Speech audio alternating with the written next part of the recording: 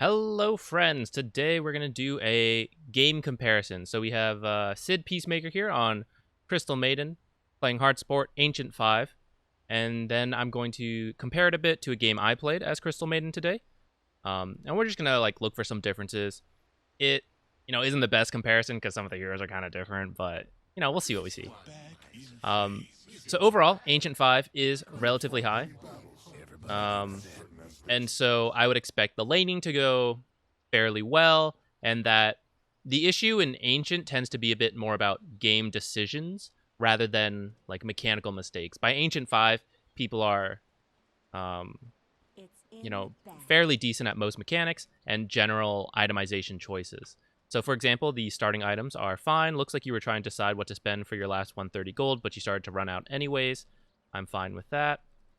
We'll speed up a bit. I glanced through the first, I don't know how long, but I did look through a bit of this game just to see kind of what we're going to see, to have some expectations. So you are grabbing the ward. I guess we should cover this first. Your team, I would say the enemy team has a bit more potential late game because of Morphling. He's a very scary core in that sense. Legion is also technically infinitely scaling, but we don't really think about Legion that much as this late game hero. And then Pudge, again, technically infinitely scaling, but more of a mid game hero, early to mid game, rather than a late game hero. But he can be kind of scary. You have Ember, who actually is quite good late game, but against Morphling, he's not so good at killing Morphling. And in fact, he's not so great at killing Pudge and LC in the late game either. His damage is more about heavy poke over time rather than man fighting, and these guys are really good at locking him down and man fighting, and that's not what Ember wants to do. And Jug is this balanced all around hero, so he's not the greatest late game either, and he loses in a direct man fight to Morphling, especially considering these other heroes who can pierce BKB and lock him down. But you guys do have an overall pretty solid draft, and it's a bit more reliable than this team, who has to hit skill shots, and Morphling comes online quite late. So for you guys, I'm looking to get in a position to win by maybe 20 minutes, and then try to... You don't necessarily have to win in the next 10 minutes, but you need to be significantly ahead of Morphling. I don't mind this ward. Part of me kind of wishes it was a little further down, in case, because we're not sure where Pudge is exactly at this point. And if he's playing down here, that's going to be an issue. So I kind of like it being a little further down. You'll still mostly see this area, but then you can at least see down here. But in general, and especially against a Mirana and other potential heroes, I think this is all right. I would try to remember to swap in your clarity right away so that people won't necessarily know you had something here. Now, it turns out there are 3. This is unfortunate. I kind of think you guys might have been able to kill one of them if you picked a target, but I understand, good thing you just got out alive, right? Against 3 heroes. So, all in all, decent start. Using the clarity. Could have used it a bit sooner if you had remembered to swap it in. Again, a very minor thing. Unfortunately, Jug body blocked the wave a little bit, and even though we had the ward to see they weren't blocking, it's already under tower. So what your mindset should be is that you're gonna have to pull very soon, or since you guys got off a decent trade, and they're both kind of low, maybe you could get a kill really quickly with this lane pushing, and that could also be an option. So I like that you're trading here. And again, I already watched this a bit, so I know that you do have a pretty solid laning stage. So I don't want to... I'm going to be nitpicky, but you do... I'll say it up front. You do a lot right here. So if it seems like I'm just critiquing everything, know that, for the most part, a lot of it was pretty good. So, for example, you are going to get this kill. And I think this is a great time to start thinking about pulling. And it looks like you're heading over, which is great stuff. Now you're going to go for the full pull wave. I think this is okay. It's going to be hard to connect the next wave, but because the wave is actually so far out here, This is fine. The issue pulling the full wave, the reason this is bad is when it goes under tower, and because it's so far up here, this should be okay as long as Jug doesn't like bring them under tower. And I can't remember if he does or not. So we're gonna see. Otherwise, this pull would be fine. I'm getting scared. It's getting close. Jug, don't do it. Don't let him go under. So you're gonna have to pull again. That's what you should be thinking about right now. Okay, nitpicky thing here. I'm gonna guess that what you were trying to do here is to aggro these creeps to pull back to you into the lane, which is the right idea. But this is where we're gonna get nitpicky about learning about how creeps aggro. Creeps aggro, and I mess this up a lot, and it's something that I am now trying to learn and identify quickly so I don't make this kind of mistake, where they aggro to whatever is closest to them. If there's not like a direct aggro. What am I saying here? So you know when you right click a hero and all the creeps aggro to you? So that is like drawing their aggro directly. If you just auto attack a creep, like for example, say you're there in the lane. Where's a better example? Here. So say they're in the lane like this and you auto attack this creep. He doesn't run to you. Why is that? He is aggroed to these creeps because they are physically closer to him. And if you were to stand here and right click this hero, that overrides his basic aggro commands. So casting a spell on them, for example, if the wave was well, they just introduced that mechanic where they won't aggro too early, but let's say it's like after 5 minutes or whatever, and you're here and the creeps are here and you cast a spell on them. It aggroes them because they are damaged by you and because you are the closest hero by standing here and there's nothing over here. So in this case, you damage them, which aggroes them, but the closest target for them is this camp. And that's why they switch over to, or they don't really switch, they just ignore you. Even though you just did damage to them, they keep going to this. All of this is to say that nuking it here is unnecessary because it's not going to change this pull. And it, like, if anything, it's actually just going to get this wave killed off even faster.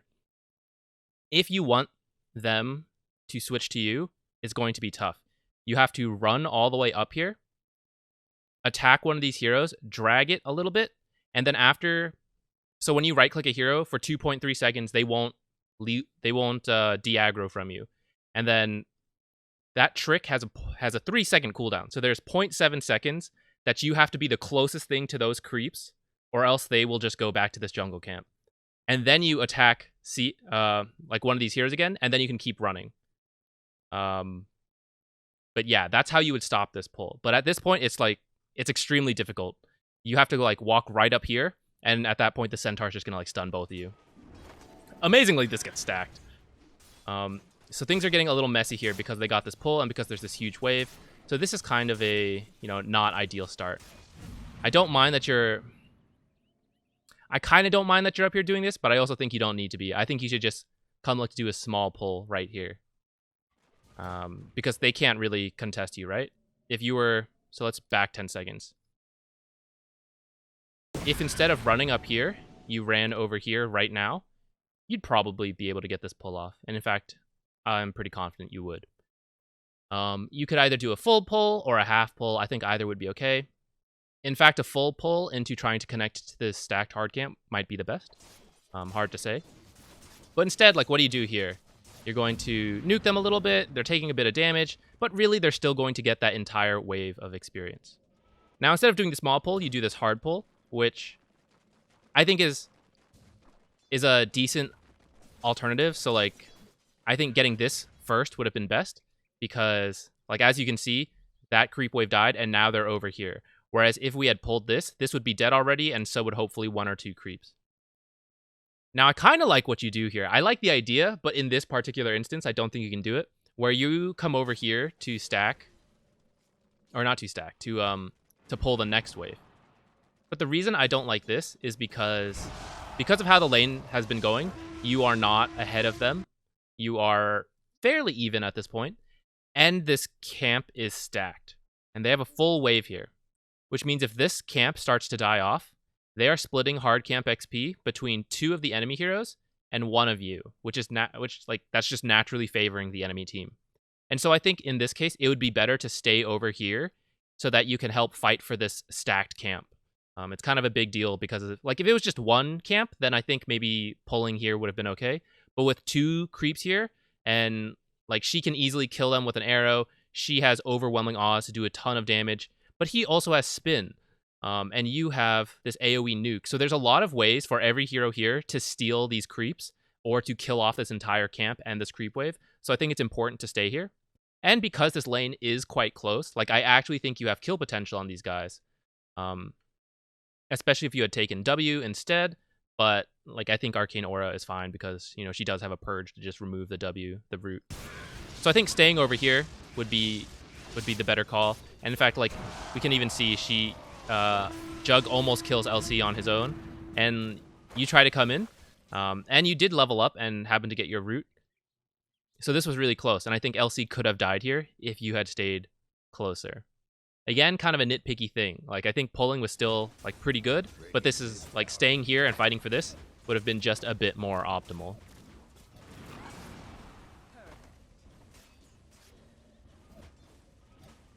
But again, still good. This is a lot of pulling in this lane. If you guys remember the Zquixotix games where we compared it to, where there wasn't as much pulling going on, this is a lot of pulls, which I like. I think this is really good. But because of the way, because of the camp wave, or what am I saying? The first wave went under the tower and all of that, the enemy team just ended up getting a lot of experience. And so all of these pulls are actually keeping you even, if not slightly ahead of the enemy team. Whereas if what Jug had done, if that hadn't happened, I think you guys would actually be pretty ahead with the amount of pulls you've been able to get off. But still, you're actually keeping this lane going. If you hadn't been doing all these pulls, then I think the off lane would be winning right now. And so that's why pulling is such a big deal. So some more pulls, another kill, all good stuff. Yeah. I wouldn't use both your spells quite yet. I might hold on to it and use one ahead of time and then wait for the rune to start fighting. I think this was the right idea where you go for the rune, even though you don't. You might have been able to get away if you had just ran back, but it'd been kind of close, and I'm totally fine with you risking your life as the position 5 for the rune. Now, right here, actually, I think you should have. Actually, let's back up because I wasn't looking at your perspective. So you did look around a bit. So you just died here, and you're looking around a little bit. What I hope you're thinking about right now is deciding where to go. So because your lane is actually going all right, Jug is level 5 compared to their level 3s. And as long as Jug doesn't mess up, he can't really die until LC hits 6. And then the combo there would be for LC to duel Jug, and then land a full duration arrow, and then that would kill Jug. But that's quite a ways away because they're both level 3 and he's level 5. Which means he'll hit 6 on his own before they're a threat to him at all. And so right now you could go somewhere else, and I hope that's what you're thinking about as you're looking around the map. Coming down here, I think is okay because you still can get kills. I think you could have potentially just walked here though because nothing is happening quite yet. But more than that, I wish you had taken this ward and a sentry, because Jug is getting to the point where he will be quite safe on his own, and your ward from before is about to end. It's a little glitched out. I don't know what's happening here. But it should be about to end because it's 5 minutes and wards only last 6 minutes. So bringing another set of wards down here to keep Jug safe would have been really good. Now you do 2P and you pull. I think this is okay, right? Where this is this is good to do. But as you get higher, I think saving your teleport to be able to respawn mid or top will be a bit more important than doing this. So it'll seem less efficient. You're TPing here and you're pulling. You're denying XP. You're getting gold. That is good. But the higher you go, I think it's more important to be able to quickly respond. And so it's okay, I will miss this one pull, but I am ready to perhaps save a life or get a kill. And that is a bit more impactful than a small pull like this. But honestly, like, not a big deal if you TP down here at this point, because the lanes are pretty calm. I just think it's like slightly more optimal. And at Ancient 5 like this, I think it's okay to TP. But if you get higher, you're going to want to not do that. And this is unfortunate. Pudge is here invis. There's not much you can do about that. Even if you knew he was missing, you didn't know what rune he got. So this is the downside, right? Where if you had brought a sentry and a ward, not that you would have necessarily seen Pudge anyways, but it would have been nice if you had been able to place that first before dying, because right now, you do not have to go bottom, because they just died, and Jug will be okay. I know he's low right now, but he should have a point in W. He'll soon have the mana to cast Healing Ward. He has his Tangos. Like, this guy's going to be fine. You don't need to come bottom right now.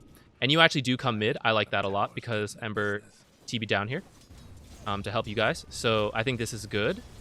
But then we'll wait till it gets there. We're going to imagine an alternate universe in a second here, guys. So Ember's back mid, and you head bottom. I don't know if you're talking to your team or not. So, you know, it's totally different if you guys have a plan or something. But right now, I think Juggernaut is totally fine on his own. We talked about how he can die if LC is 6.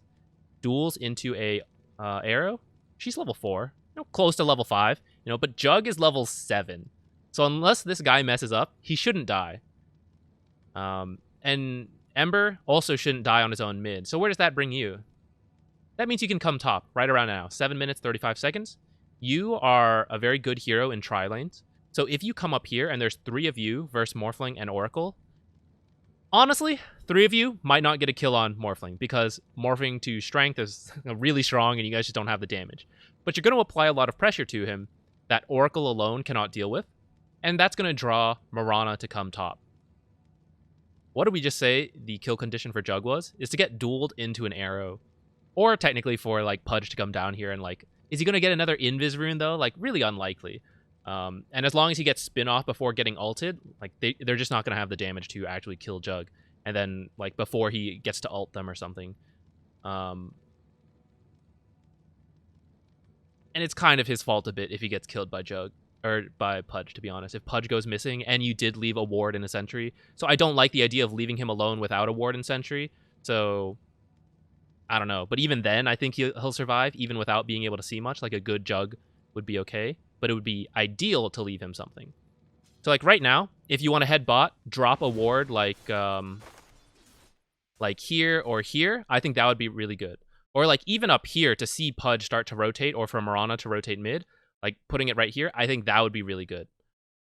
And then you head top from there and start to, like, make stuff happen. Because you're going to come down here, and you guys can technically get kills. But I just, like, I don't think it's quite as good as going top and making stuff happen there. Getting a kill on Morphling. Letting Jug just free farm on his own. You know, so, like, what are you doing right now? You know what I mean? So this ward, that'll protect him. Usually a ward is enough. In this case, I would like a sentry as well, because Mirana will eventually get invis, and if they, like, invis run down here on Jug, that would be bad. So that's what the sentry is for. But it's also to make sure they don't have a ward before you place yours, so that they don't just, like, immediately de-ward yours. And so whenever I'm leaving the lane, I kind of like to have a sentry and a ward, or at least a ward. Like, you know, all of this, he's just farming. And he could have probably done all of this without you. And that's why, you know, if we imagine a different world, at 7 minutes and 30 seconds, you had gone top. We'll wait till the 10-minute mark before imagining that world, actually. Let's finish. Let's see what you do, like, while you're bottom, right? You're doing some pulls. It's like, you know, okay. You're denying XP. That's good. But can we have more impact somewhere else? Could we be forcing objectives? Could we be pressuring the enemy Morphling? So instead of denying XP to the offlaner in the 4, you're making Morphling's life difficult, reducing his amount of farm and gold, you know? So around the 10-minute mark, you finally do rotate top because a fight breaks out here. But let's go back to 7 minutes and 30 seconds and imagine what would happen if you had went top. So if, like, maybe you drop a ward here and then run top. or if you just ran top anyways right now. So you'd be like right here right now, and then you're like still moving up, still moving up. I'm just mirroring your movement on the bottom lane. You get to about here by now. You know, maybe you can kill this Oracle and this Morphling here. Or save your Ogre. He's probably still dead. But like, you know, maybe you kill this Oracle, and then you get to sap this XP here a bit because Morphling's too low to fight you, and you're full health. Or maybe you don't get the kill, something like this happens, you finish up this kill. You know, you keep pressuring this guy, just can't be here alone.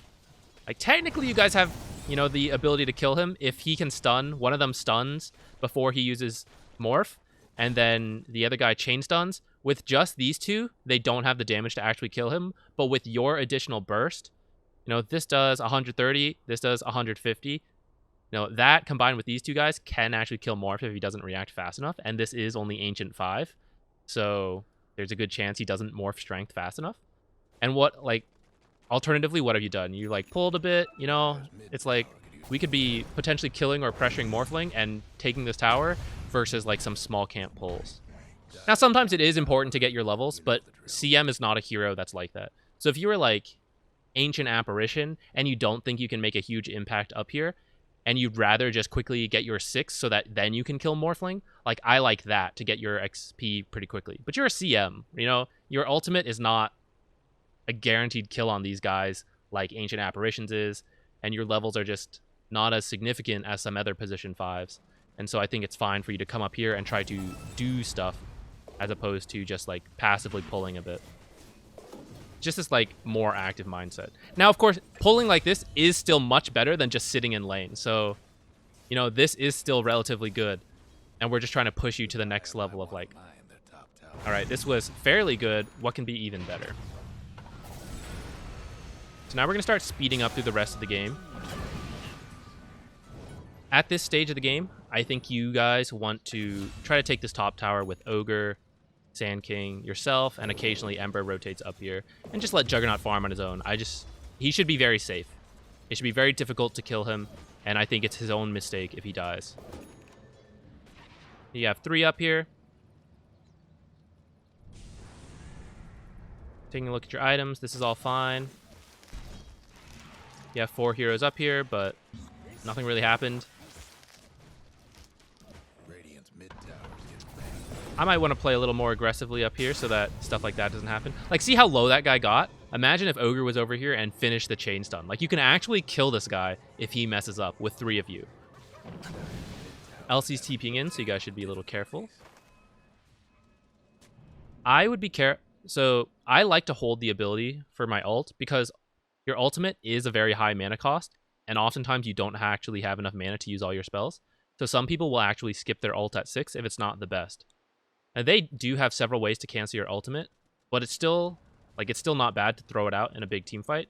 So that's why I kind of save the skill point and see what happens.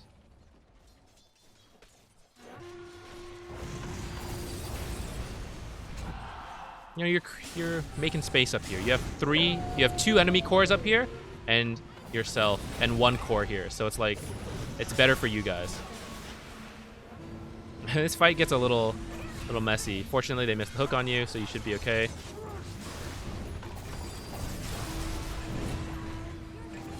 So all in all, very good stuff. So, next nitpicky detail. You're the one teleporting mid, but let's look at who on your team can teleport. Who should be splitting XP up here, and who should get solo XP? One of your cores should get solo XP, right? Probably the Ember. And who is okay splitting XP with other people? You're the position 5.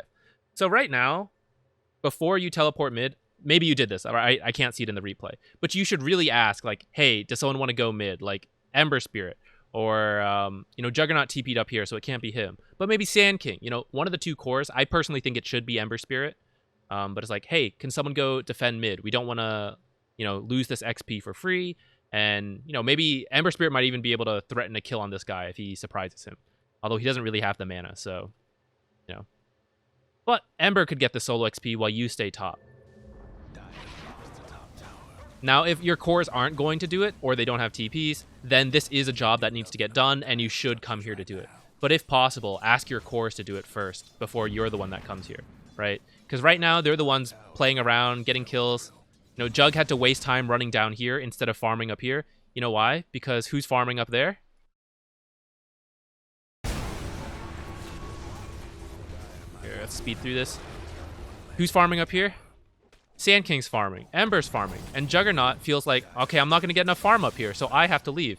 Even though he's the one that teleported up here, and Sand King and Ember Spirit could easily leave, you know? And now Ember Spirit is going to use his teleport to return back to top lane. He's going to heal up and come here, which is kind of okay, but you still have 2 cores up here, and you're forcing the guy without TP, the guy who has the highest farm priority, to spend his time running, not farming, where instead, if he had been left up here, right, he could have farmed this wave, then come farm this, or this, or this. Now, this isn't your fault, you know, this is a team play, but I am going to point this out so that,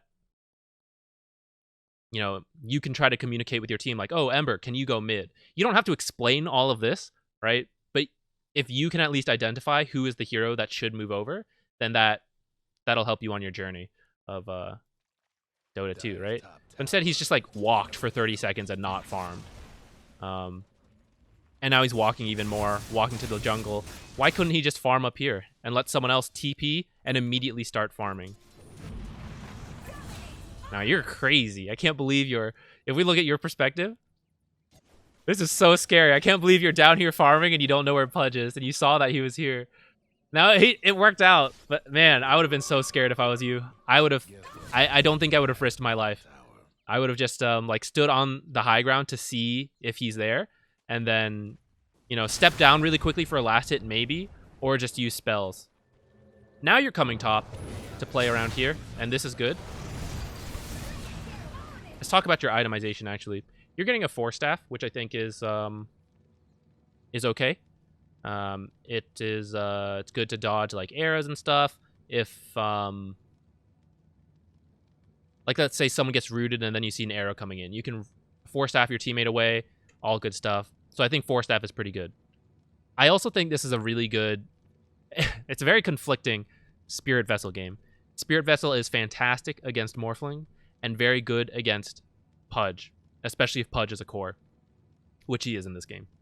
It's not so good against a team that has Purges, and they actually have 2, Oracle and Legion. And in fact, Oracle has 2 with her ultimate as well, or his ultimate. So it's kind of conflicting, where it's like, oh, Spirit Vessel's good, but it's like also kind of not good. You know, I would probably still err on the side of getting it, just because the item stats in general are very good. Now, in this game, I think Ember Spirit is the best hero to get it. But if he's not going to get it, I might consider it for you, because I don't feel particularly strongly about any item if I was you right now. Where it's like, 4-staff is good to dodge these skill shots if someone gets rooted or something, not bad. But like at the same time, it's not really necessary. A Glimmer Cape. It's like a solid item on Crystal Maiden in general, even though it doesn't give her any more mana pool, and she does struggle a bit with that, having an additional mana cost besides her current abilities. But you did pick up an Arcane Ring, which is really good to help with your mana pool issues, so it should be okay. But they don't actually do that much magical damage. Like Pudge sort of does, Mirana does some, but really what they're going to be killing you with is physical for a large part. And like a core like Ember Spirit and Juggernaut, who has immunity, he has a magic shield. Like, your Glimmer Cape to help them out is not hugely necessarily, because they already have abilities that help them with magic damage. A Medallion could be kind of okay on you. It doesn't really have the stats you want. What you should be most worried about dying is LC jumping you and killing you, or him hooking you and killing you. Like, if he hooks and ults you, there's nothing you can buy that'll really help you, because other people are going to be hitting you, and there's just like no surviving that. Against LC duel, having some armor would help, but honestly, you're such a fragile hero, you're probably still dead. Your plan to deal with them is to just stay in the backline so that they can't get you. The way you die in fights is most likely that Morphling hunts you down and bursts you. That means the magic resistance can be pretty good for you, but also just having a high health pool would also help. That's why Medallion is like awkward, because it gives you armor, but it doesn't give you health or magic resistance, and that's how you're likely to die from Morphling, but it would kind of help you against LC Duel, and the Medallion can be cast on someone to protect them if they get dueled as well. But that's where Spirit Vessel comes in. So Spirit Vessel, whoops, where is it? Spirit Vessel, hello? Here. You know, it gives you armor, it gives you health, and then a little bit more from the attributes. So it's kind of dealing with all of these heroes, and the active is very good against 2 of them. And if they're ever alone without the purges, then it's going to be incredible. Friends, let us This is good. Gonna find a kill. I don't think you need to commit your ult like this. You had 4 against a Pudge. He's dead. Yeah, that is a high mana cost and a long cooldown. So I would just hold on to it. There are times you will want to use it for a kill, but I think when you have 4 heroes around 1 guy, like, nothing's gonna happen.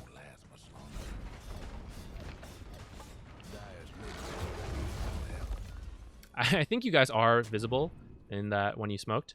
I would say you don't need to ward here. I think it's good, this habit of, okay, let me ward while we're smoked, and you do have several that have built up a bit, but you have one right here, so there's a lot of overlapping vision. And you have another one over here. So I kind of feel like you have enough vision up here. Or that if you want another ward, like maybe down here would be good to see a bit back here. That makes it safer to siege the tier 2. And it doesn't overlap with this ward. And it's very unlikely to get spotted here. So I think if you want a ward in this area, dropping it like somewhere down here would have been good. Instead of overlapping so much with this one. But the general idea to smoke after getting a tower and then drop your wards is good. I would be careful about being the first one in. I think Ember wants to be the one going in. Maybe he wanted you to go in, but you know, for this very reason right here, where you go in and they go on you, like, it's a little scary. You're someone who, like, you're a backline support. You want to be in the back and throwing in spells. But that fight does go well for you guys in the end, and you guys are on the way to win. Now, I know you guys lose, so we're going to see how that happens. But I would say you did a generally good job up to this point. We pointed out a couple small mistakes that you can improve on or to abuse to further your advantage.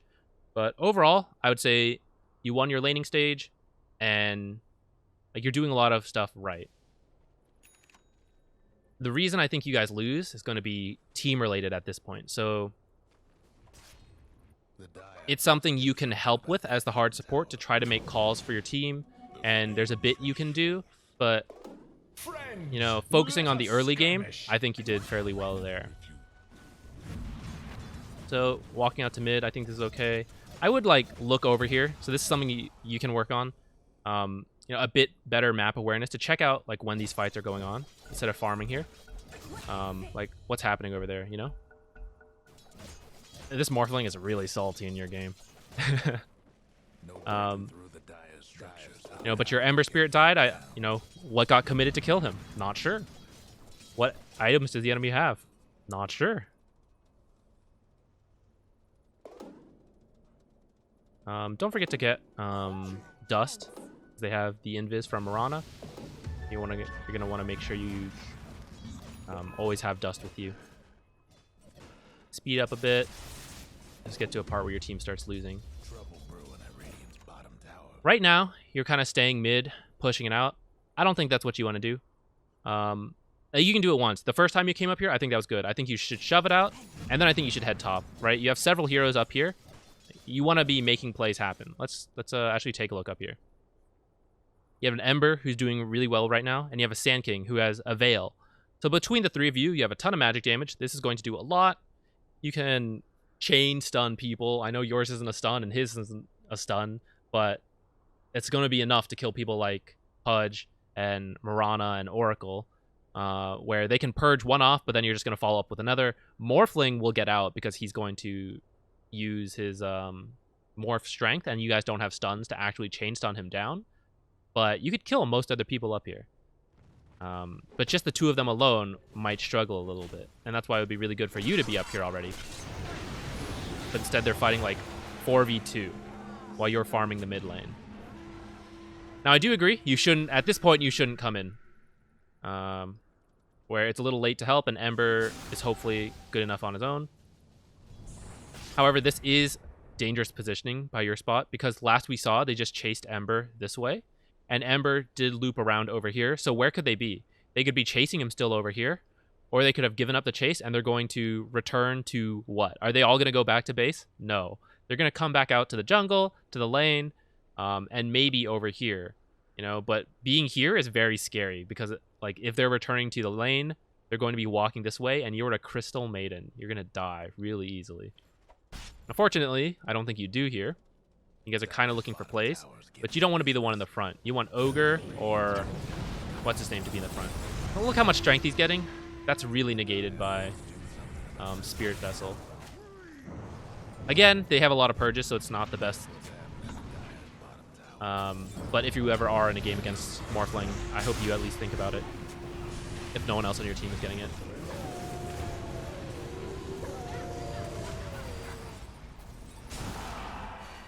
Actually, we kind of went through that fast. I'm not fully sure why your team lost that fight, so let's slow down a bit. And to be honest, well, let's just watch a bit.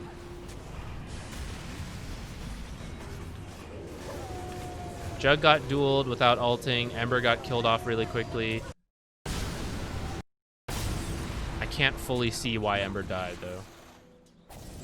Part of that is keeping an eye on what's happening in the fight.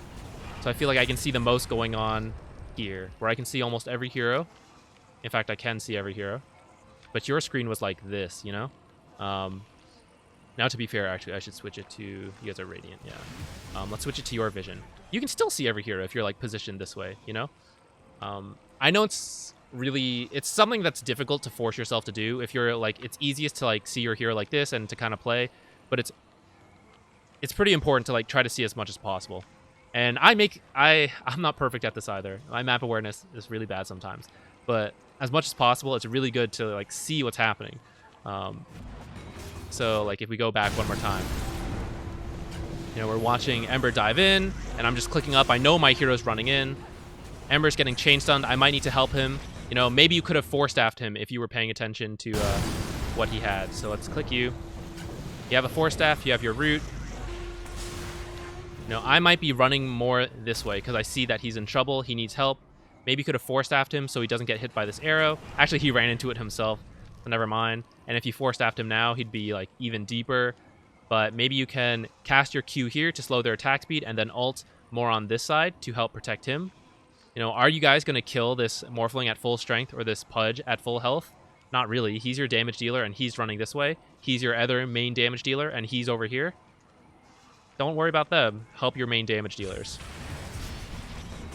Now, unfortunately, he does get ulted without getting his ult off. That could have really changed the fight. But because Ember kind of died really quickly, and then the deal with Jug, like, this fight's real bad. That's okay. You guys can lose one fight and still pull it back.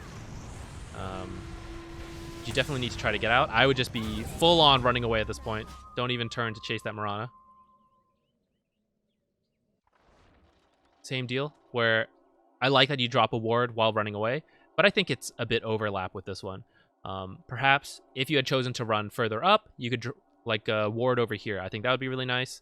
Or even putting over here. I don't like as much because they have this, and this is harder for you to get away. So I would have liked if you ran this way, warded this, and then it kept running, because that way this won't actually see you. Or if you choose to run this way, that would be fine, and then drop the ward like here, because then you can see this area, and it's just not going to overlap as much with that one. Oh, back to you.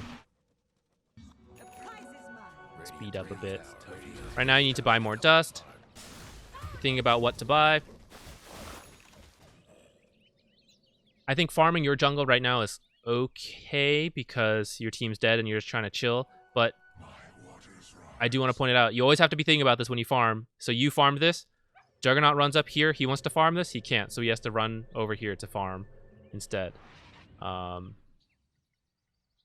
And now he's just waiting to stack instead. Or else he could have farmed this, run down, stack this, and then come back. You know, and is it better to get the gold on him who's like working on a manta, or you who's like, you know, you're way far off from your item and you're a hard support. Your next item doesn't matter as much. So try to be very conscious of who you're taking. When you're taking farm, like look who's around you on the map to see if like, am I going to be stealing farm from someone? And like, is it important? Am I really close to an item and I need to get it? Then that's, you know, that's okay. But you're not really close to anything.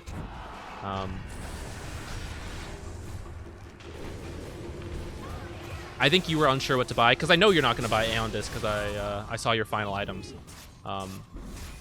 Maybe you were still undecided at this point. I think Aeon's kind of okay, but I also think you're kind of a backliner, and you don't want to be... Like, if they're jumping you to kill you, that means they either started the fight off properly, or your positioning is bad in team fights. I'm not sure what you're doing right now, looking around. You're, like, looking through a bunch of, like... What's happening? Am I on your perspective? I am. Or maybe I wasn't. I'm so confused. In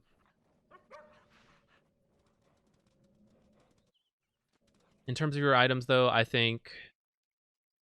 I still like Spirit Vessel for this game. Maybe Spirit Vessel 4 Staff is all the items you might get this game. Or maybe, I kind of like Solar Crest.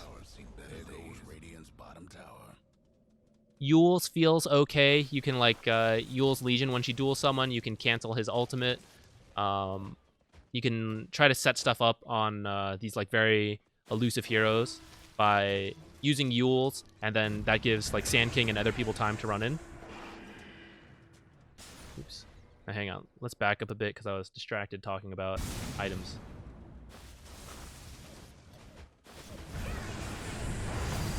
Jug just got killed. I have no idea what's happening. This is, again, trying to keep an eye on the map. Notice how you guys keep dying, like, one by one. This is how you guys are losing. Because when they catch you, they will get the kill. They have a lot of single lockdown, and if you guys are split up, you're going to lose. But if you're all together, you were 10k ahead. But now you guys lost one bad fight. That was okay, but now you're repeatedly dying. And again, like, stuff is happening, and I don't know. I think you're thinking about items, which is fair. If, like, when you don't know what item and you have to spend a lot of time thinking about it, this happens to me all the time too. But as you get there, definitely try to, like, as you get very familiar with what items you want to buy, I hope you will use that time you save to keep an eye on stuff. Click people, see what they're doing.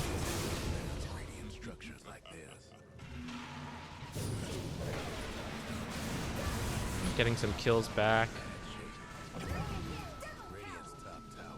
That was a lot of damage, wasn't it? Oh no, just about 300. I mean, that's still kind of a lot, but... yeah, so you guys are kind of repeatedly taking these, like, not the best fights, chasing a bit too far. Radiant's top tower's in bad shape. So you guys have kind of already thrown your lead. Honestly, I'm thinking about whether we need to keep going. At this point, if you guys want to come back, you still can. You just need to play together. And,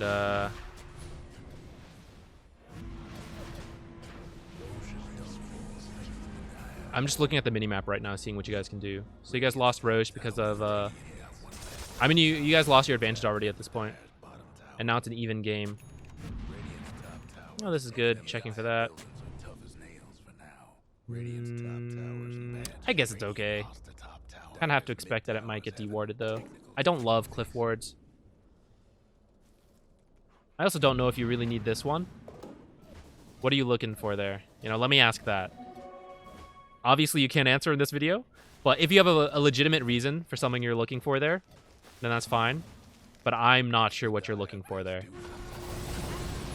I know you can see people, like, running into your jungle a bit, but, you know, then why not put it here so that you can see them actually jungling these camps, and then maybe you guys can get the jump with, like, an SK Blink ult or something.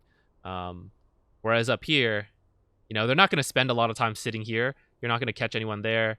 At this point, there's no towers here to fight for. So I don't see a ton of value from this right now. Even though I know you had several wards to try to place down. Yeah, you guys are just kind of, like, repeatedly dying. Watch this high ground defense.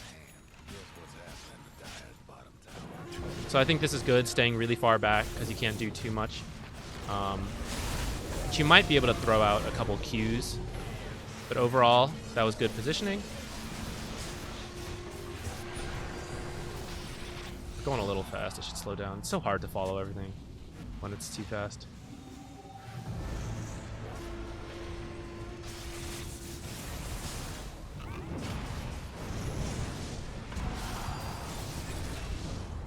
Okay, use Sand King ult or buyback. This is overall good. Unfortunate that you didn't get that guy. I think you had your root, right? Oh, but he was spinning, so never mind. I was confused. I thought that was Jug spinning. So right now, you guys are behind, and you guys just killed 2 people, though. You had to use a buyback. You have about 40 seconds to get stuff done. What could you get done right now? You could get a tier 2 so you can get these outposts. You can get the runes that just spawned. Now, your team needs to do something right now. But you're farming one of the safest camps in your own jungle. You know, not so useful. Right now, if we look around the map, what could your team do? Top tower, already pushed in quite far. You guys could go for this. Or you could push down mid, because, you know, your creeps are here. You have another wave right here. You guys can get to mid quite quickly, and I think you could take this. You know, all 5 of you group up and do something. And hopefully, if these guys make a mistake and try to defend while these guys are dead, you kill them, and now you snowball the advantage, right? We talked about how your team threw the game because you guys keep repeatedly dying on your own. You can do that too by forcing the objectives with 5, and then they make the mistake of trying to defend. But instead, like, you have several people farming the jungle, farming your own jungle. This is your opportunity to do something. And I am going to point this out because, one, you did it too. You were farming in your own jungle, but then your cores were. But now imagine a world where you say, hey, we need to push while they're dead. Let's go get mid tower as a group. Or you pull out your smoke and say, hey, let's go together. Let's try to find, you know, Morphling or Pudge while the others are dead. I actually think pushing is the right call, but like anything to get your team together, whether it's ganking or pushing, like I'd be happy with either. But something needs to happen. And now you guys are on their half of the map. They are closer to respawning already. Now, by the time you guys are ready to start something and you're now in position, they're up. And your team, like, look, they're still on your own half of the map. You know? I know that's not fully your fault, but it's definitely something you can do as the hard support, is to try to call your team together and be like, let's go. Let's do something. You know, push. And sometimes they'll ignore you. Nothing you can do about that. But as long as you try and you know that's what needs to happen, then that's good enough. And eventually you will have teammates who will recognize that, like, oh, he's right, we should push. Or, like, they'll listen, you know? Don't be rude about it, of course. Don't be like, you stupid course, let's push. No one likes that. You just have to be nice. And if they don't listen, you know. I don't mind the smoke. Let's see what happens. Okay. Man, imagine how much damage you could do to that guy with a Spirit Vessel. What is happening? Going a little fast, but stuff is getting scattered. Overall, this is still good for you guys right now, but it is time to try to get out.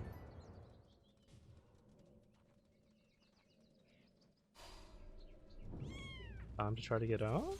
No? It's not time to get out. Did I say you guys had to get out when I, Oh. Huh, for some reason I thought Jug was also dead. Then I was like, I saw Jug and I was like, huh. Okay, so this was time to regroup and then do this kind of stuff, where this is really good. See how he survives this long? Spirit Vessel. So good. And I think you guys get the kill anyways. Spirit Vessel is just really good against Morphling. And you'd be pretty tanky. No, you gotta cap this. What do you have to TP back for, man?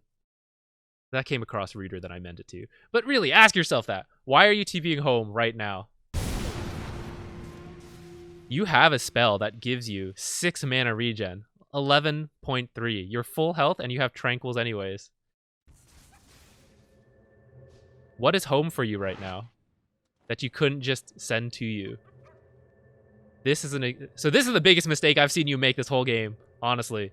Whereas everything else was like very understandable. I think this is a huge waste of your time. You know, this is 90 seconds on a TP to go home for what? You just want a massive fight where all of them are dead. Their core, 70 seconds. You know, stay out here with Jug. Push this lane all the way up here. Drop your wards. You know, you have so many things you could do right now. You could cap this.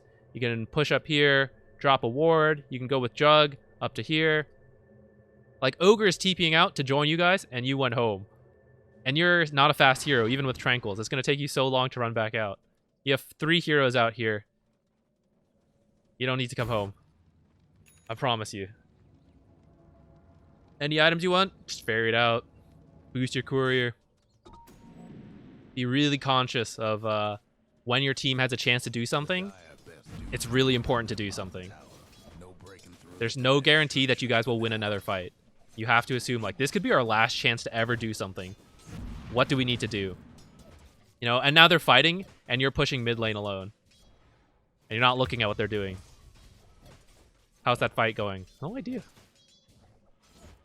This is getting... I feel like I'm getting a little salty and mean. I don't mean it that way, but... we gotta see what's happening. Jug got hit by an arrow.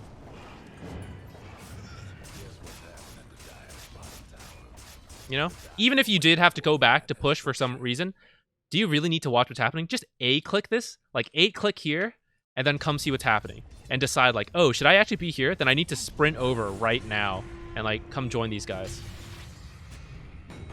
So he gets BKB, Blink, ult, and they still try to fight, which was a mistake. No. Oh. That was something. That was bold. Do they have a ward here? Maybe. How did he see him? Did LC see him? Or was it just obvious that he just, like, LC's standing here and they had vision? I'm not sure, but I might be thinking, like, maybe something's there. Like, know what they're committing. She committed BKB. He has ult still. Well, I guess that one doesn't matter. It's such a low cooldown. You know...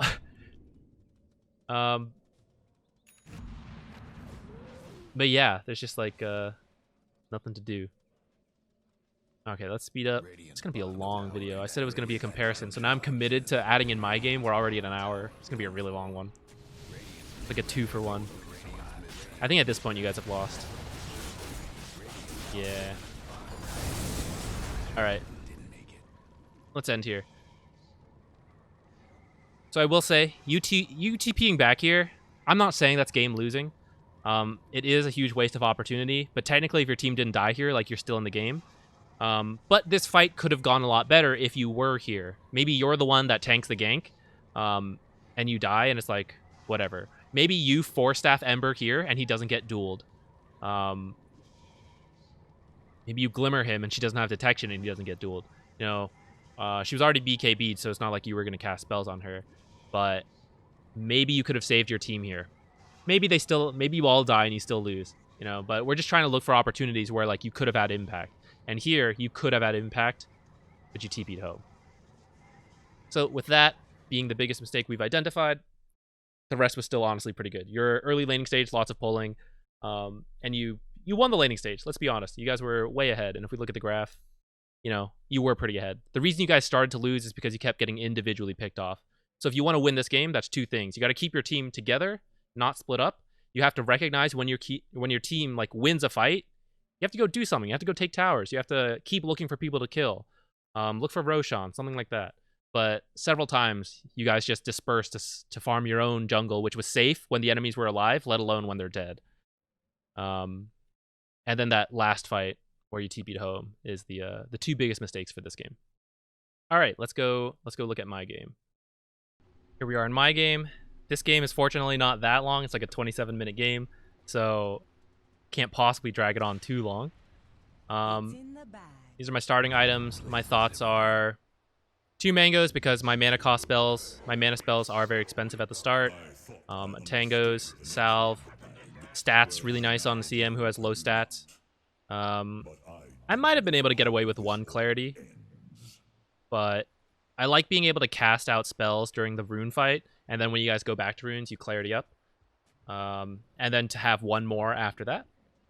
Um, CM is just a hero that's like very mana intensive, and so you need mangoes on CM because like you cast your spells once, and you don't have enough to use it again. If you wait a little bit, you will, but then you're definitely out of mana. So you have to have mangoes if you want to have impact. Um, I have a Mirana carry, which is kind of weird this game. This set does look cool though, doesn't it?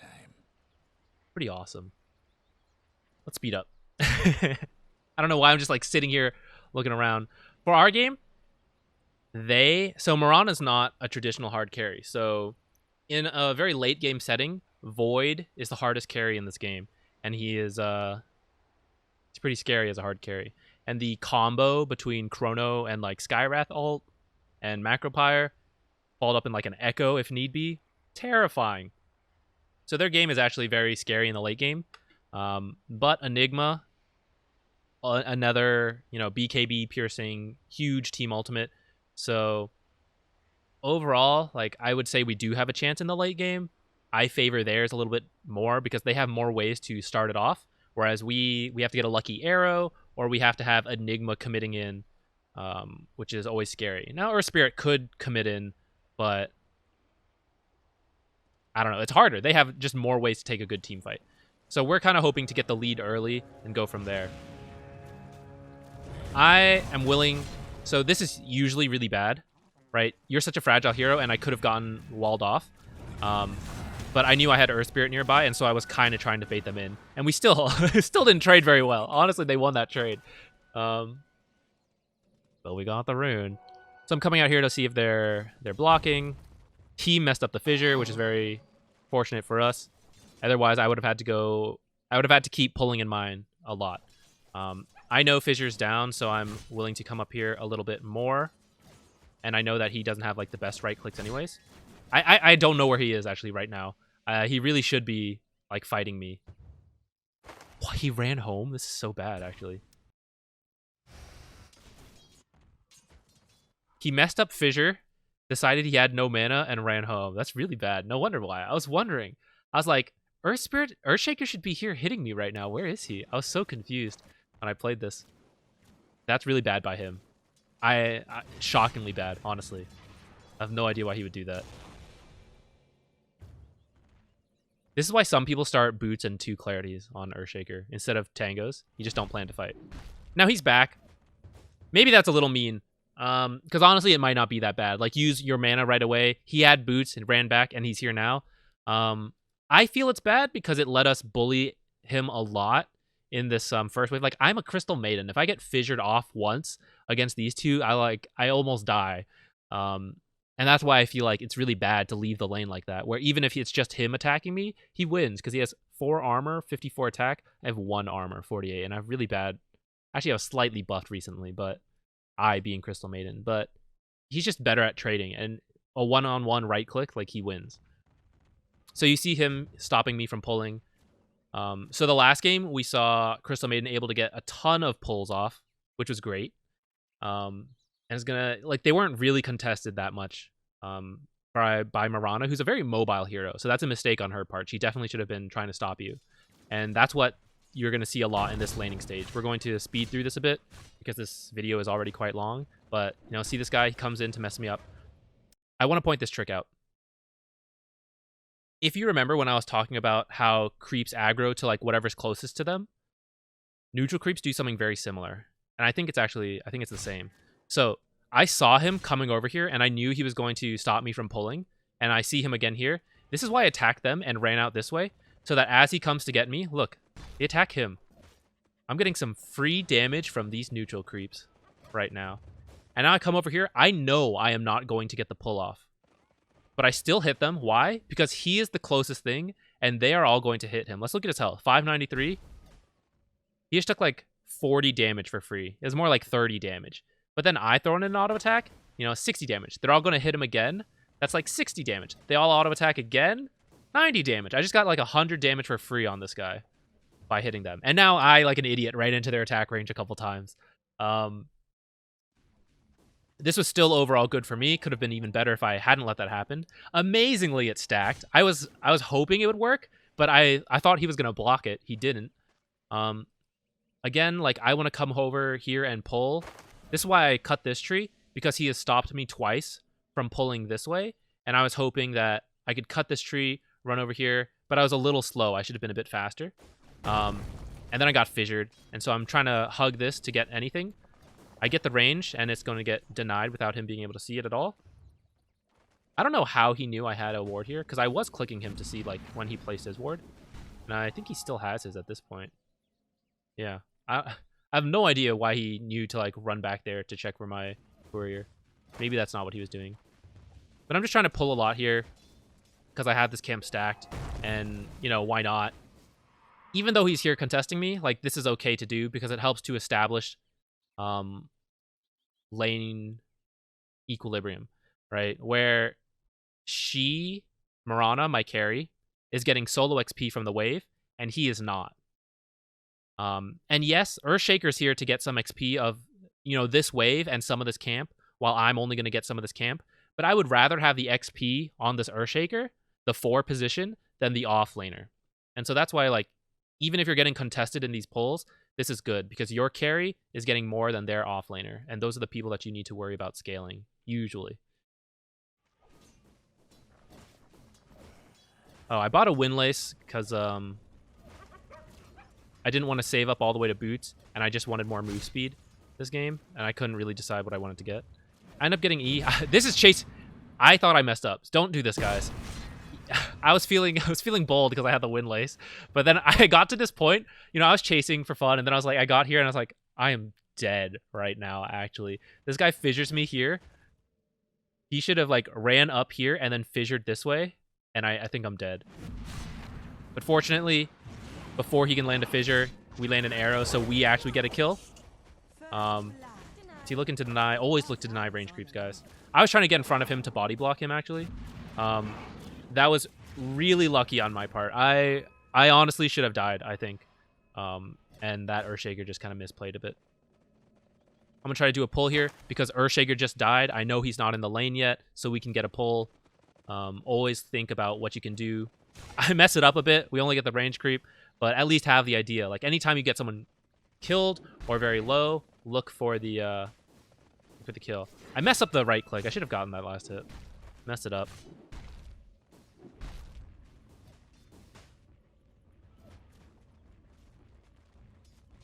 Another pull. Always trying to pull, guys. Always think about pulls.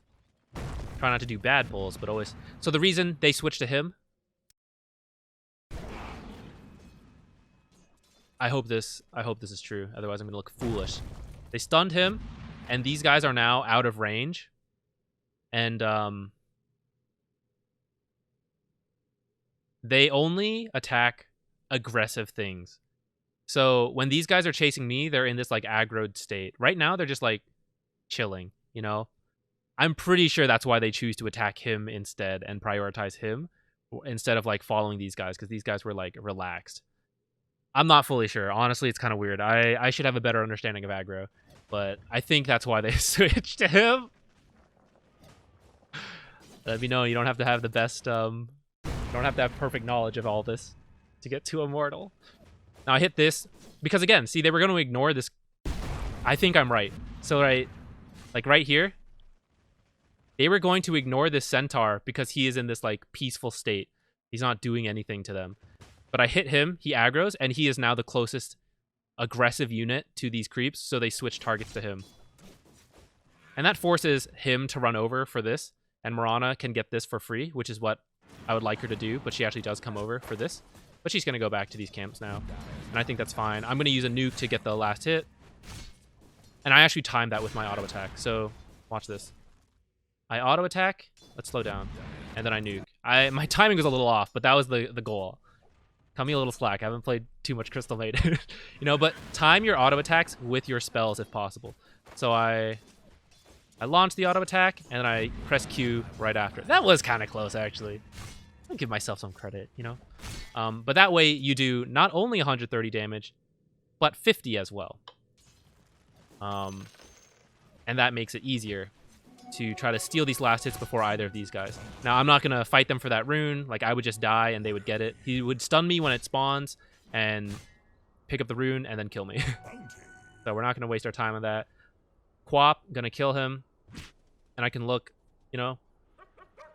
I'm not the best about it, but I am trying to, like, glance around and see. And right now, I could be looking. I kind of know she should kill him already. Once I heard the dagger launch, I felt really confident that she would get the kill. And there he goes. He does eventually die. And that's why I, like, focused on pulling. I knew he wasn't going to be able to contest, so I immediately went to pull. And then that's kind of the best you can do with connecting the pull. It's a little hard to get, like, the entire next wave. Start moving up again. Speed up. In terms of items, I was trying to decide what to get. I don't even know why, because I was pretty much just going to get the Tranquils. So I'm willing to come dive here because I have a salve. Tower can hit you, but it won't cancel salve. And so I was willing to run in here, and I figured, okay, I'll either salve myself or salve this, my Mirana carry. It was really close. Decided not to chase. I'm not going to catch up to him, even though he's slowed. He's just a much faster hero than me. You know, he's even though he's slowed right now, he's 295. I'm 300. I'm not going to make it to him in time. By the time this wears off, you know, he would be out of sight, out of chase all the way over there. It's really awkward. I'm going to salve my carry because she's the one that matters. You know, so we salve her because I have Tranquil Boots on the way. And the Tranquil Boots will heal me. Don't play greedy. Know who needs to stay in the lane. It's more important for the carry to stay in the lane. I mess up. I should have dropped my Tranquil Boots or backpacked them before stacking this camp. This is my own mistake. I didn't want to use the Tango because I was like, the Tranquils will do it for free, and then I can save my Tango. You know? Then I let myself get hit again and cancel it, and at this point I was like, oh, maybe I need to Tango. And then I do it again. I'm so dumb. And I even got hit by this envenomed weapon, so I'm even, like, taking reduced healing. And then, again! It's really bad. Usually I'm really good about Tranquils, but I don't know. I was just being dumb. And then, again. That's why I eventually tangoed. I was like, I am so dumb. I just need to tango before I get killed. Before this Earthshaker just runs up, fissures me, and, like, kills me. Don't do what I did.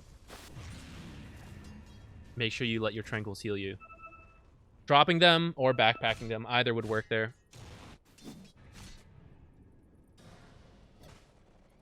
I was thinking about farming that, but then I saw stuff happening here, and so I wanted to... Actually, this is important to mention. So,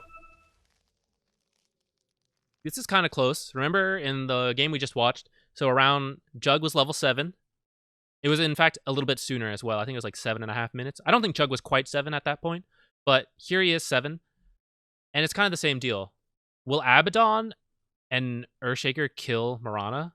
Very unlikely. As long as she has a single leap charge, she can hop over Fissure. She can, like if she's about to get silenced, she just leaps. It's very unlikely for her to die. And it's kind of her mistake if she dies. Now, I could stay here and pull a ton.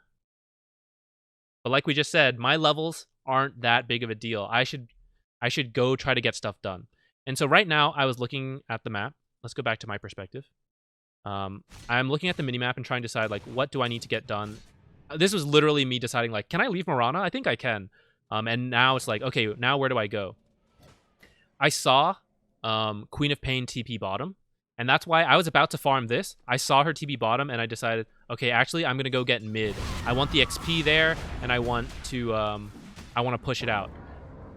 I was debating whether I TP down here, but I kind of saw them, like, I was like, they don't really need me, right? They're probably going to get all these kills without me. Even if someone dies, I want to come get this XP. And use my Q to secure that last hit. And see, yeah, our team's going to get the double kill. I want to push this as quickly as possible while the enemy team is missing. Earthshaker has come down to react to me because I don't have a full reason for why he came down here, but I think it's because their mid actually TP'd bottom in response, and Earthshaker came here after he noticed I was there as well. I'm gonna come here to ward to spot like Earthshaker roaming around and set up kills. They actually see me. Actually, this is crazy. I can't believe it. How did this guy die to this? Look. Apparently, they have a ward down here. Saw me walk up. This guy still dies. Lol. I guess he didn't expect to get black told, but I don't know. It's a pretty big mistake in my part, in my opinion. I'm sure he thought he would just be able to time walk out, but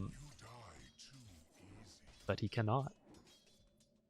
Now, so I got this broom handle, and in my mind, I was going to TP bottom and then hand it off to the Earth Shaker Spirit, and I just forgot. I also messed up. I shouldn't have walked here. I don't know. I just wasn't thinking. This gives vision. I should have, like, looped around here. Don't let them know where you are for free. That's a mistake on my part. But the reason I came down here is because we just killed Void, so I don't need to be here right now. It's quite safe for Enigma to push this alone. And I could farm this, but Enigma could farm this as well. And Enigma could farm this. So I have time, and I decided I'm going to go steal their creep. And that's what I'm doing here. And I'm messing it up because I'm walking directly in their vision, so they should know what I'm doing. And I honestly could have died for this. I realized it after I killed it. After I killed it and it changed, and then I was like, oh yeah, I was right in their vision. That was really dumb of me. But I'm still staying down here. See, I'm not checking this area for wards because I was like, I walked down here and Void didn't respond at all. They must not have vision. But they do apparently, right here. Crazy. Pay attention to your minimap, guys. And tell your carries when you see someone rotating in on them, even if it's very obvious. I checked. I don't know if it showed in the replay. I was maybe zooming along too long.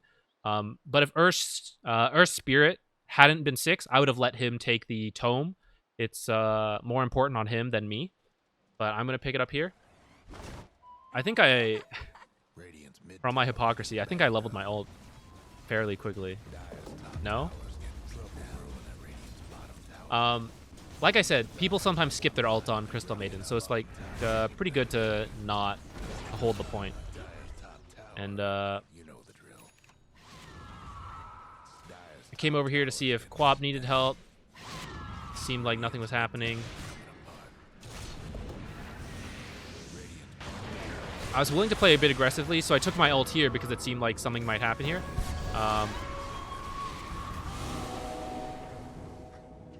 And I'm going to point out some positioning stuff there, actually. I positioned over here to have a good ultimate if I chose to get it, so that I would hit this area. As opposed to standing here, and then any of the team following up, like, sees me ulting, and then they just stay down here.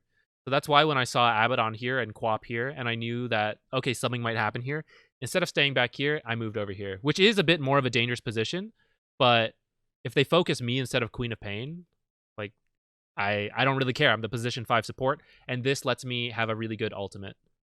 And then we didn't really do anything with it, but the idea was there. I think she whiffed her ult. I think she hit the other two, but Skywrath is the guy we're looking for. And again, I'm like positioning here so that if I ult, it like hits over here where the rest of their team might be, or might come in from. Now this might be dumb, but I was feeling pretty good about ourselves right now. You can see we're 6k ahead, but I was feeling it. I was like, I think we're good. I don't think they can kill me. And then so let's come this way. Also, I knew we were playing aggressive, right? We have a Queen of Pain and Enigma right here. So that's why I was willing to do this. I ult right away here, even though I know it's going to get canceled, because I hate this. Can't select. He's immediately slowed, even though nothing has even hit him yet. So,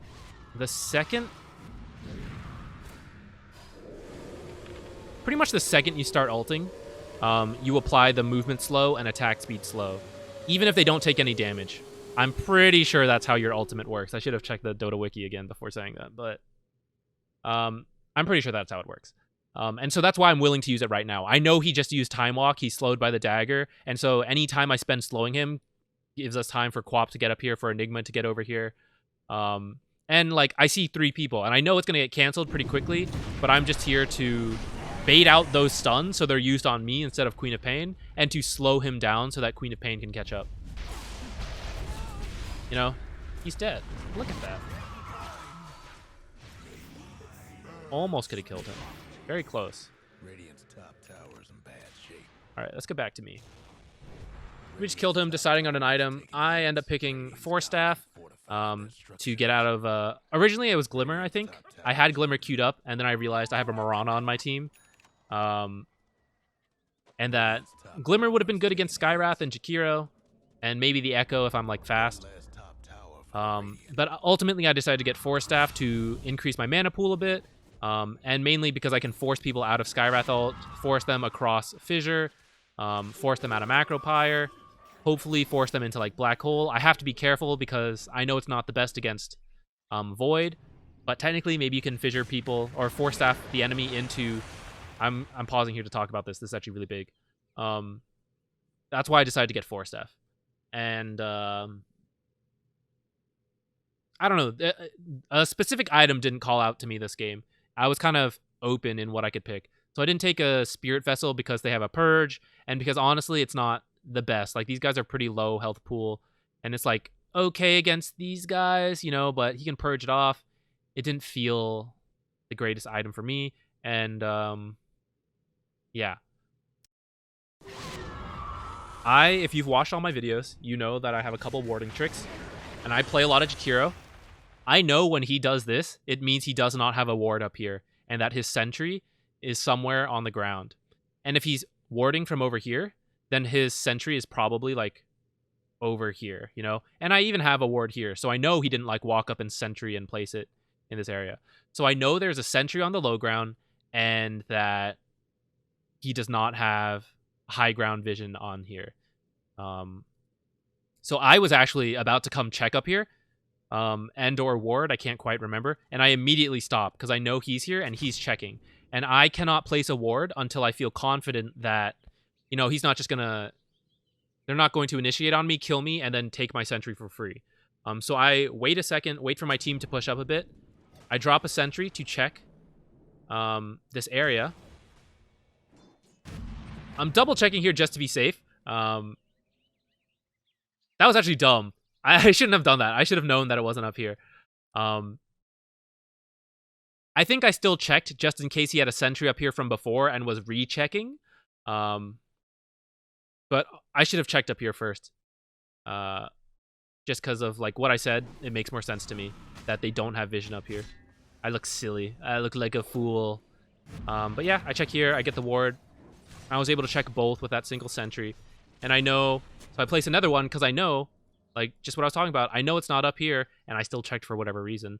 And so I got this one, but this one does not provide vision on here, so I know he has another one down here. That's why I sentry down here. If you notice how my team is playing when we're ahead, we are in their jungle. Our carry is alone farming, and we are making things happen. Or at least pressuring them to make stuff happen.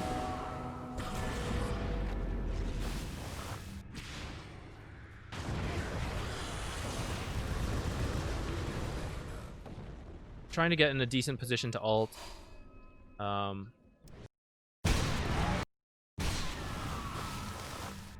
I would say I was waiting for the silence to come out, but really I was just waiting to get in a better position.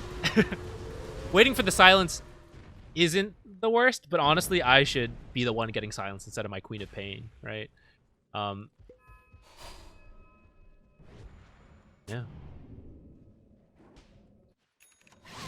I buy a lot of sentries when I'm ahead. I know it's tempting to feel ahead and not to buy a lot of sentries because you feel like, oh, I'm in the lead. When you're in the lead, you should actually buy a lot of sentries. Don't go crazy on it, you know, but buy a decent amount to check for all these wards. Like, I just removed all their vision. Let's look at their vision. I just removed a lot of their wards here. So now it's really scary for them to play in this area. Even if they see us run in from this ward, they should feel really scared to play in here because they have no vision. I dewarded all of it. And yeah, they can play in this jungle. This jungle is meant to be their safest. But they actually have this one ward alone. And this helps us cement our lead when we're ahead. This means we're safer to move around on our own. Like, and they don't know, are we in their jungle right now? Are we here? Are we here? They only know like what they can see. And that's why it's really big to deward a lot when you're ahead. Coming down to get the runes because I'm feeling safe and confident because we're doing well. So I run up here. I smoke this guy because I know he's looking for a black hole. That's why he's rotating up here. And I don't know what they might have vision of, but I figured if he was smoked, he would have a better chance to get a good black hole off. I could have TP'd top, but this guy already has like a 5-second TP, right? Because let's check it. Yeah, he has like 5 seconds, which means if I TP up, I have like 5.5 seconds. And I decided I'm just gonna walk. I smoked him, and then like I'm moving at 425, so it's like I'll just go cut them off from over here, you know? If I spend forever TPing up here and then running down, like I would be behind him right now. I'd be like here maybe, and I'm not gonna have any, like it's gonna be hard for me to get there. Whereas I just ran and cut them off. And I knew I wasn't gonna die by myself because I saw all of them up here. Almost all of them, I think.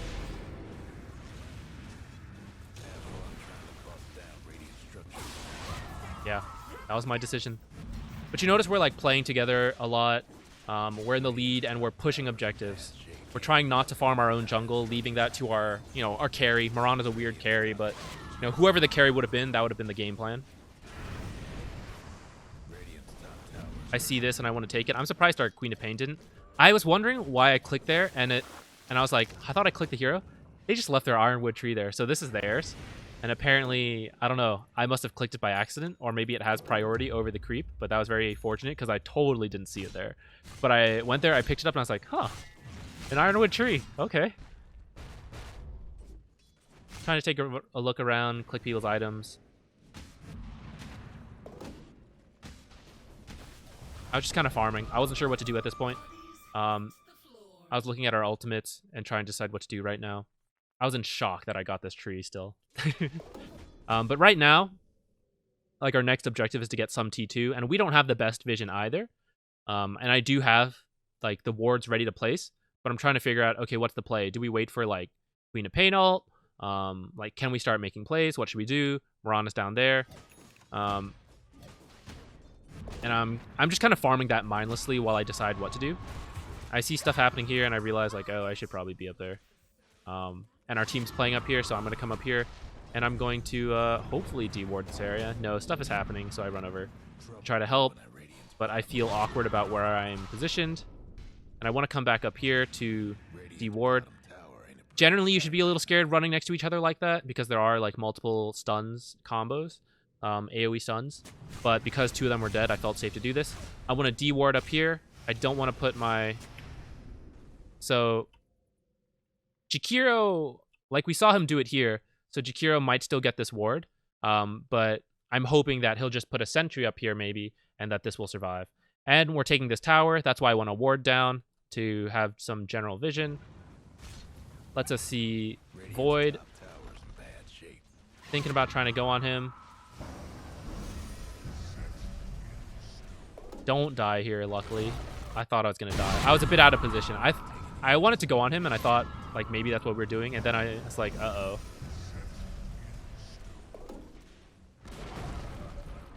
Could have died there, but didn't. Not for, like, skill on my part. It's just, that was totally a mistake on me. Again, I'm, like, too close to Quap. I shouldn't be like that. Every time it happens, I'm scared that he's going to, like, blink ult us if he has it yet. He doesn't. He's having such a bad game.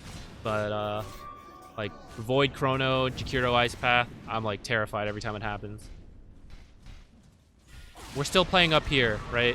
While we're ahead, we're always playing fairly grouped together on their half of the map. Not letting them just farm their side. Not farming our own side. He got that ward, so I know they have a sentry there. Funny enough, he immediately puts his there. I thought that was hilarious. I was like, didn't you know we were just here? That's kind of why he's placing it, to see us. But I don't know, I just thought it was funny. It's like, I gave them a ward, they gave us a ward. I think they should have known that.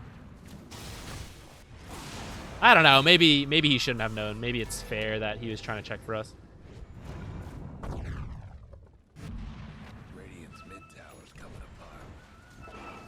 I'm checking all those spots for wards, because if we're going to fight, they technically have better team fight, even though they're way behind, so I don't want them to get good vision of us to be able to jump and start a fight. So that's why I'm checking all these areas.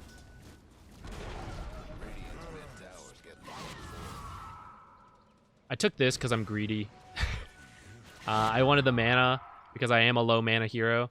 But I kind of would have liked the stats from the tree to bump me up because they do have a lot of burst from like Skywrath or like chain stunning us. I kind of don't want to die. That's why I also took the health talent, because I felt like I had the force staff to like push myself forward if I really needed to get in range to cast a spell. So I didn't feel like I needed the cast range talent, and I would rather just have more health and not get burst down by like Skywrath or Jakiro. If I'm ulting and Jakiro macro pyres under me, this talent means I have like an extra second to stand under that macro pyre and keep ulting instead of having to cancel it early. Just misses the void. I was trying to force the Jakiro into us, but he turned around as I cast it.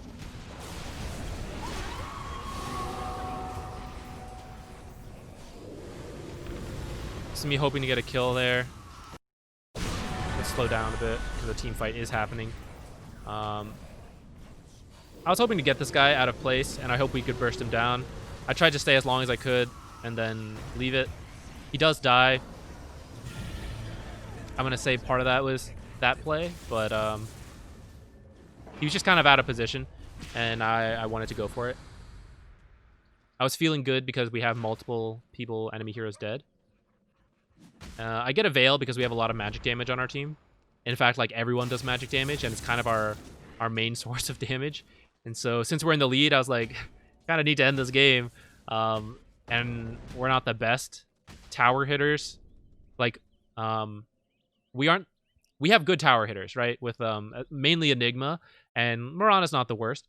And Queen of Pain has decent right clicks for a like a magic mid, but they have really good wave clear. And if it comes down to us trying to chip these towers away, it's going to be tough. And it opens up this ability to lose where we're trying to chip the tower and then they engage on us. And we're like, because we were grouped up trying to chip the tower away, we all get killed and wipe or something. And so that way, the only reason to... I'm sorry, what am I saying? The only way for us to really push objectives is to get a lot of kills and then not be contested when going high ground. And so that's what the Veil is for, is to try to kill people. To help our team wipe everyone, and then that opens up our ability to do that. I'm stealing their creeps just because I was feeling okay. It's probably not the safest move because we didn't have the best vision at this point. And this is kind of a mistake on my part. I was a little mindless. I should have been with my team down here. I was kind of thinking, like, I'm just waiting for our ults to come up. But I should be down here. I'm trying to finish the Veil, too. That was why I was still farming. And if we go back... So we decided to back off after that fight.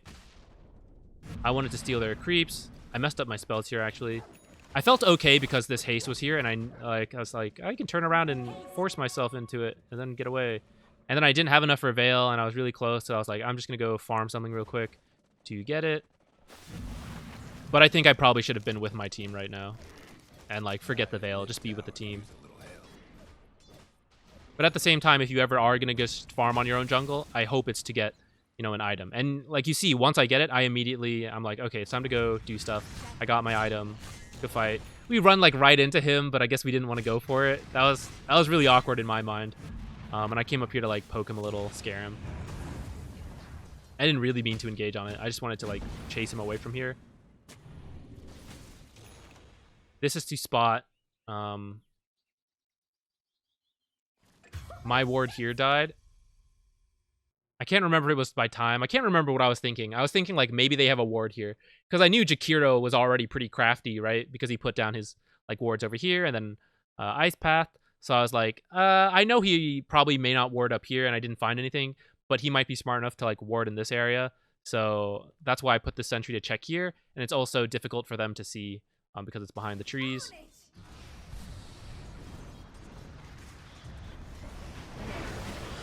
Aren't I in my own perspective? Go back, actually.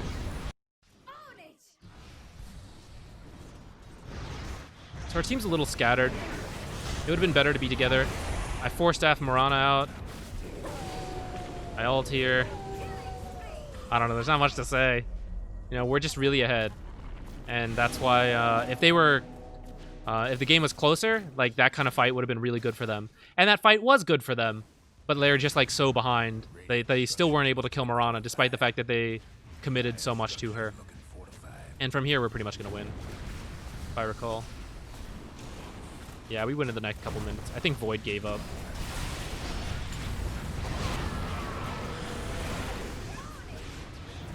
Yeah, we're kind of like playing way too aggressive. But I think it's because we knew we won.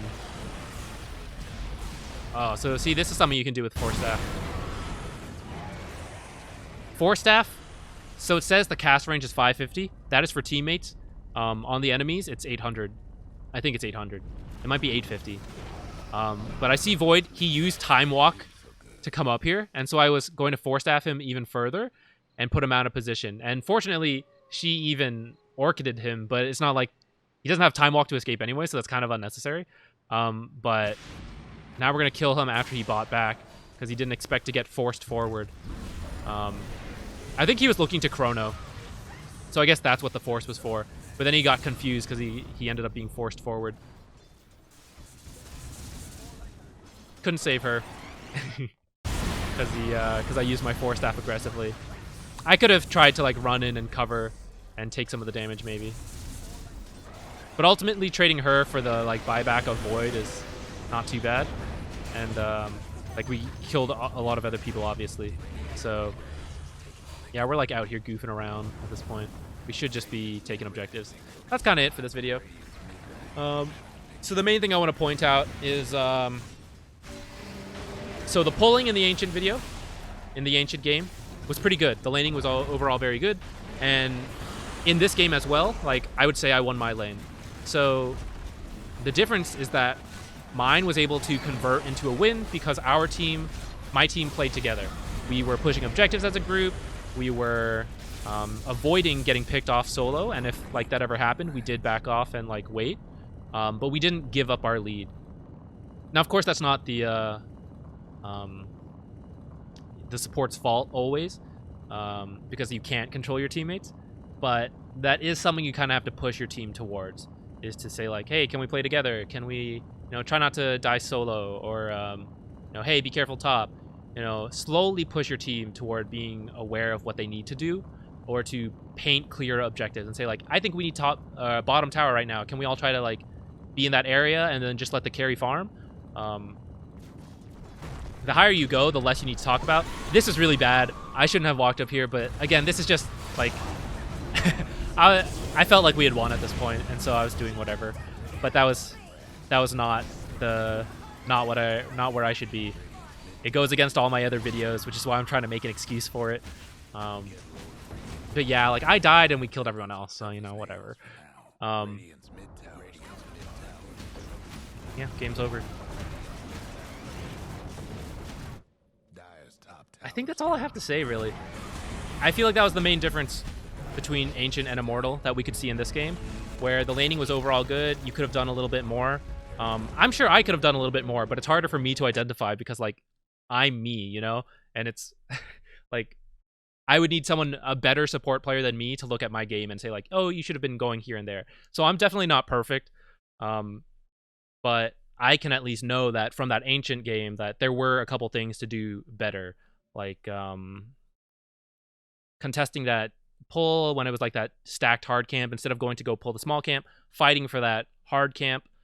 That's something I would have done. Like these small things that make the lane go even better, those are all great, but you won your lane, honestly. Like your laning mechanics were good enough to like play in a divine level, honestly. But the part that the divine players won't mess up is that the team needs to be together a bit more. Divines will still mess this up, but a little less than Ancient players. And our job as the hard support is to babysit people in the laning stage and then in the later game, and to tell people, please come together. The way I joke about it is that eventually I get so bored playing the position 5, watching people farm, that it's like, I need to make something happen. Like, please, I want to start a fight, or like, let's go get this tower. I want this game to end because I am bored playing position 5. And I need to get the team together to do stuff. That's like my joking way to think about position 5. Now, it was a party, so that could have helped why we were playing together well without a lot of talking. But like, yeah, we get a lead and you just push it further. And this is fairly common for a lot of these like immortal level games, where if you're able to get the advantage, a lot of teams know how to close that out. And actually, I'm kind of curious. If we look at my other games, let's see if that holds true. Yeah, take a lead, kind of close it out, mess it up a little bit.